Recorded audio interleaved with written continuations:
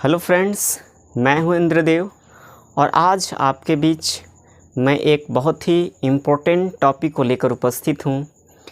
जैसा कि हम सभी जानते हैं, आज के युग में इंग्लिश का कितना महत्व है और मुझे लगता है कि इंग्लिश की ज़रूरत आज के युग में हर एक व्यक्ति को है। और यदि इंग्लिश का नॉलेज नहीं है तो कहीं ना कहीं किसी न किसी तरह से उन सभी लोगों को परेशानियों का सामना अवश्य करना पड़ता है।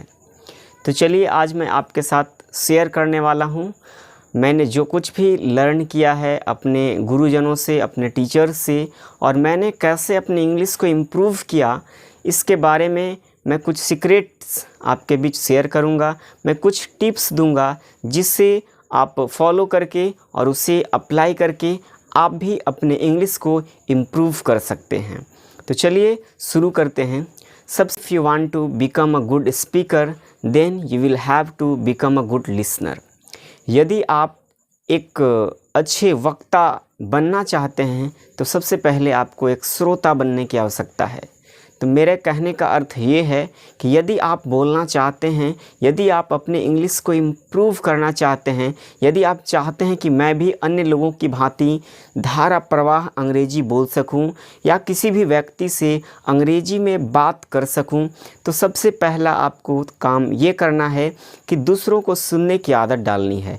कुछ ना कुछ इंग्लिश से रिलेटेड या तो ऑडियो सुने या वीडियो सुने या किसी न किसी प्रकार से आपको अंग्रेजी को पढ़ना है और सुनना है। तो सर्वप्रथम ये काम आपको रेगुलर डे बाय डे करना है और एवरी डे आपको इस काम को करना है, क्योंकि सबसे पहले यदि आप बोलना चाहते हैं तो सबसे पहले आपको सुनना पड़ेगा। क्योंकि आप देखे होंगे जिस प्रकार से छोटे बच्चे जब जन्म लेते हैं तो लगभग 1 साल 2 साल तक वो सिर्फ सुनते रहते हैं, नहीं उन्हें कुछ का पता भी नहीं होता है, नहीं ग्रामर जानते हैं, यानी किसी भी प्रकार का रूल्स रेगुलेशंस उनको पता नहीं होता है, लेकिन वह सिर्फ सुन करके और बोलने की प्रक्रिया प्रारंभ कर देते हैं। उसी प्रकार से सर्वप्रथम हमें सुनने की आवश्यकता है। यदि हम इंग्लिश से रिलेटेड वीडियोज़ को सुनेंगे या ऑडियोज़ को सुनेंगे तो उसे सुनते सुनते हमारा जो सुनने की क्षमता या ग्रहण करने की क्षमता है उसमें डेवलपमेंट होगा और हम लोग किसी भी चीज़ को अच्छी तरह से कैप्चर कर पाएंगे, समझ पाएंगे। ये तो सबसे पहला काम हुआ। दूसरा काम आपको क्या करना है वो मैं बताते चलता हूँ।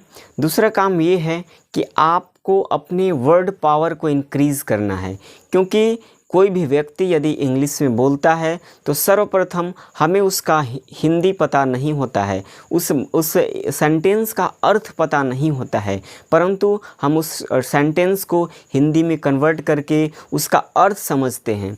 तो किसी भी सेंटेंस का अर्थ समझने के लिए हमारे पास वर्ड पावर होना अति आवश्यक है, क्योंकि यदि कोई इंग्लिश में बोलता है, यदि हम उसे समझ नहीं पाते हैं तो नहीं हम उसका उत्तर दे पाएंगे, नहीं उसे कुछ बता सकेंगे। इसलिए हमें अपने वर्ड पावर को इंक्रीज़ करना है, चाहे वह किसी भी माध्यम से हो सकता है। चाहे आप डिक्शनरी को पढ़ करके अपना वर्ड पावर को बढ़ाएं या कहीं न कहीं से उन सारे वर्ड्स का कलेक्शन ढूंढें जो हमारे दैनिक जीवन में उपयोग होते हैं और उन सभी वर्ड्स को याद करें। क्योंकि यदि आपके पास वर्ड ही नहीं होगा तो आप क्या बोल पाएंगे, क्योंकि बोलने के लिए हमारे पास लफ्ज़ होने चाहिए, हमारे पास वर्ड्स होने चाहिए, और यदि हमारे पास वर्ड्स होगा तभी हम उसे बोल पाएंगे, तभी हम उसे किसी के समक्ष प्रकट कर पाएंगे, प्रस्तुत कर सकेंगे।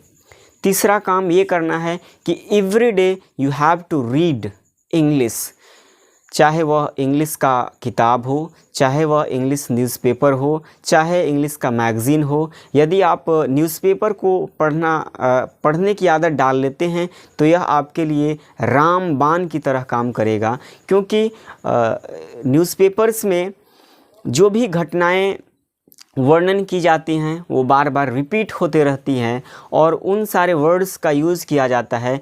जैसे मान लीजिए कि कोई दुर्घटना घटित हुआ है और आज उसके बारे में किसी भी न्यूज़पेपर में, इंग्लिश न्यूज़पेपर में दिया हुआ है, जो वर्ड्स उसमें यूज़ किए गए हैं, अगर कहीं भी कल दुर्घटना घटित होती है तो उन सारे वर्ड्स का यूज उसमें मिलेगा। यदि आप एक बार उसका वर्ड्स का अर्थ जान लेते हैं तो वह बार बार आपको रिपीट होता रहेगा और रिपीटेशन होने के कारण आपके माइंड में वह सेव हो जाएगा और वह आपको याद हो जाएगा।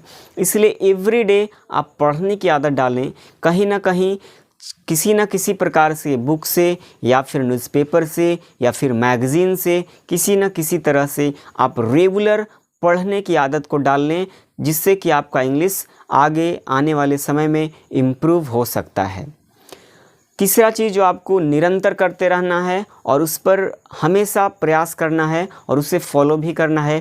First mind fluent speaking, then mind grammar. सर्वप्रथम आपको फ्लुएंट बोलने पर फोकस करना है, उसके बाद आपको ग्रामर पर ध्यान देना है, क्योंकि हम सभी जानते हैं कि हमारी मातृभाषा हिंदी है और हिंदी होने की वजह से हम लोग इंग्लिश को अच्छी तरह से अडॉप्ट नहीं कर पाते हैं। उसे हमें समझने में, उसे बोलने में काफ़ी ज़्यादा परेशानियों का सामना करना पड़ता है। तो आपको क्या करना है कि ग्रामर का बिना ध्यान दिए हुए आपको निरंतर इंग्लिश बोलने का प्रयास करना है। ये आपको प्रयास करना है काफ़ी हद तक आप सत्य बोलें और ग्रामर के रूल्स के आधार पर ही बोलें, लेकिन अगर छोटी मोटी गलतियां होती है तो उसे माइंड न करें और बल्कि आप सीधा फ्लुएंट स्पीकिंग पर फोकस करें, निरंतर बोलने पर ध्यान दें, ताकि आपका इंग्लिश आने वाले समय में इम्प्रूव हो सके।